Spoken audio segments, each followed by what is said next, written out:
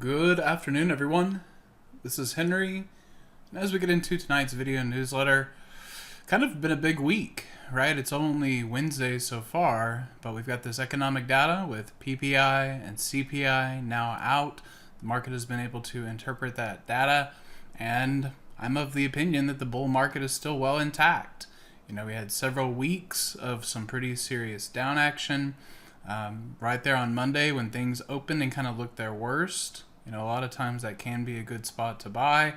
And essentially, SPY back up here above this 590 has me continuing to lean in favor of being bullish.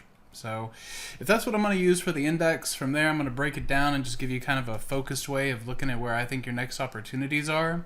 And if we take the index and then move down into a sector, next I want to show you XLY. So in XLY, you have kind of a unique situation where the most recent move down was not perfectly symmetrical.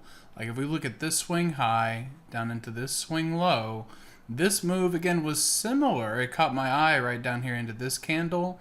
On Monday, it did undercut it by just a bit, but to my eye, this looks like more of a corrective type move. And as long as Monday's low remains intact, I believe we will be targeting a new high up above that 240. So if I like the spiders and I like XLY, well then the next thing I'm probably going to like is Tesla. Now we've been on this in the room for a while now, up $30. I'm not going to tell you today it's on discount, but I am going to tell you it's done a really good job of seeing this 130-minute squeeze. You see how that shows you the compression? And when it fires, you know, that's when the directional move can be better underway. So I think that the stage is set for a move up into 450. Again, not saying that we go straight up Thursday and Friday, but if I like spiders, I like XLY. I think Tesla does have another $20 in it. And if you're looking at something that wasn't quite so strong today, but still has potential, that's where I'm going to bring up Amazon.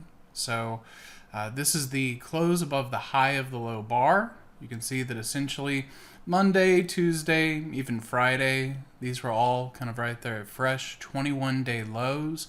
Those types of prices can always continue to get cheaper, but in an effort to wait and kind of filter that out, you wait for price to show you. So no, I'm not telling you that I had a buy down here right at the low, but I'm saying now that this is showing a reversal in price, anything that pulls back into Monday's low is a buying opportunity, and we will also be looking for the fresh new high above 233, and let's call it the next 4 to 6 weeks ahead.